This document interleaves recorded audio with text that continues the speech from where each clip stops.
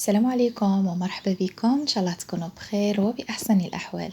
فيديو اليوم راح نشارك معكم خبز المنفوخ اللي أكيد راح تحتاجوه في العيد إن شاء الله.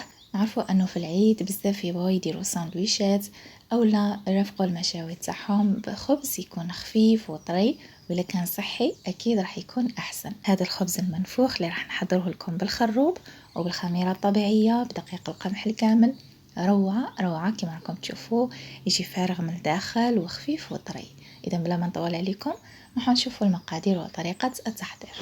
وباش نحضروا هذا الخبز المنفوخ راح نحتاج الكوب من دقيق القمح الكامل اللي هو سميد الكامل، يعني بالنخالة، من الأحسن يكون رطب أو لا يكون متوسط لكن ماشي خشين، يعني متوسط في الناعم. وبالنسبة لي يبغوا يعرفوا المقادير بالجرام، فعندي 100 جرام من دقيق القمح الكامل، راح نضيف عليه 200 جرام من الفارينة، ما يعادل 2 كوب، يعني نفس الكوب اللي عبرت به الدقيق نعبر به الفارينة. هنا عندي خليط من فارينة كاملة، يعني طحين أسمر مع فارينة الشعير وفارينة الشوفان. تقدروا ديروا فارينة كاملة وحدها، يعني بلا ما تخلطوا معها أنواع واحدة أخرى من الفارينة. ضفت كما شفتوا ملعقة صغيرة من الملح، وعندي هنايا 2 ملاعق كبار خليط من دقيق الخروب، يعني مسحوق الخروب مع دقيق الدخن اللي هو المجبر، وبذور مطحونة، بذور كتان، بذور الجلجلان، وحبة حلاوة وزريعة البسباس اللي هما الشمر واليانسون. يعني هنا طحنتهم كامل وضفتهم لهذا الخليط. نعرفوا الفوائد تاع الخروب والدخن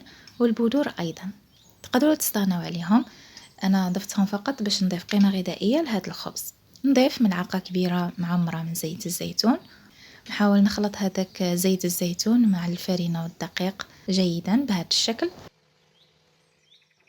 وبعدها راح نضيف الخميرة. أنا هنا راح نعجن هذا الخبز بالخميرة الطبيعية كما العادة، يعني باش يكون صحي. عندي خميرة طبيعية اللي كنت نشطتها قبل ما نعجن ب3 ساعات، يعني شوفوا النشاط تاعها كيفاش راهي ناشطة، يعني مع الحال راه بدا شوية يسخن، يعني الخميرة تولي ناشطة بزاف. بالنسبة لي مازال ما حضروش خميرة طبيعية، يعني هذا هو الوقت المناسب اللي تقدروا تحضروا فيها الخميرة قبل ما يزيد يسخن الحال. يعني هذا الجو هذا مناسب جدا لتحضير خميرة طبيعية. وراني شاركتها معكم هذه الأيام خميرة طبيعية سهلة بمكونين فقط وناجحة 100%. شاركتها معكم في الانستغرام وراني نجاوبكم تما على الأسئلة تاعكم، فاللي مازال ما اشتركتوش في الانستغرام راح نخلي لكم الرابط لتحت في صندوق الوصف وفي أول تعليق متبع. هنا درت ملعقة من الخميرة، اللي ما عندهمش خميرة طبيعية أو لا ما يعجنوش بها راح نديروا ملعقة صغيرة من خميرة الخبز، ونبدأ نعجن في العجينة بالماء دافي.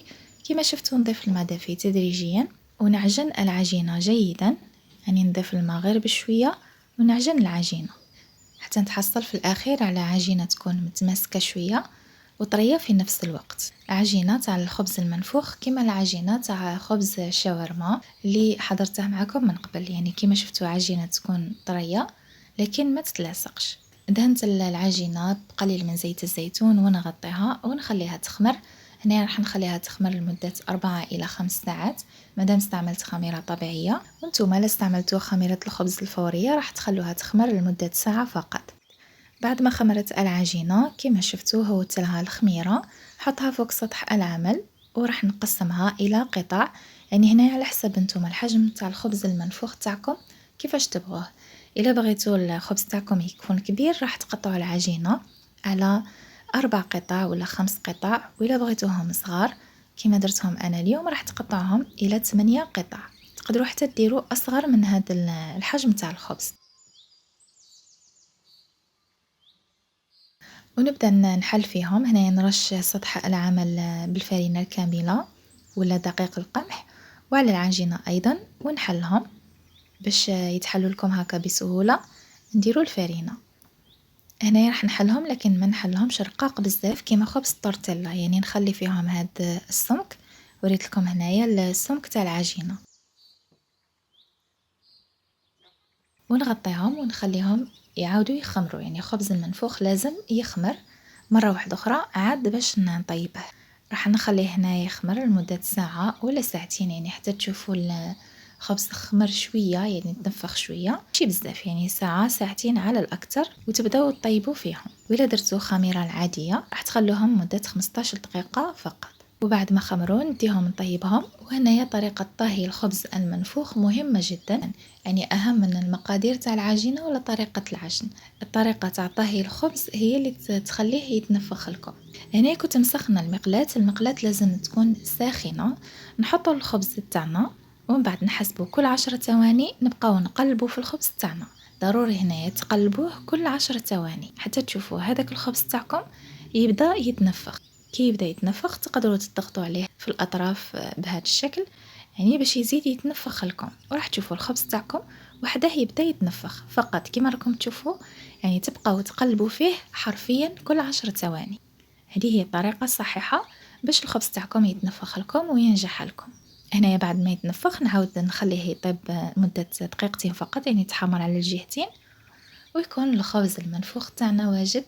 كما راكم تشوفوا جا خفيف بزاف وطري، والبنة روعة. بالنسبة للخروب تقدروا تستغنوا عليه، أنا نبغي نضيفها هكا في الخبز يضيف واحد البنة وأيضا يضيف قيمة غذائية أكيد. الخبز جا بزاف خفيف وطري وفارغ من الداخل كما راكم تشوفوا. تقدروا تفتحوه هنا، قسمت الخبز على 2 وتحشوه بأي حاجة تبغوها، يعني بالجبن ولا في العيد ديروا هكا ساندويشات تاع مشاوي راح يكون رائع. وإلا بغيتوا تكبروا الخبز تاعكم كما قلت لكم، يعني ديروا عجينة كبيرة وتحلوها.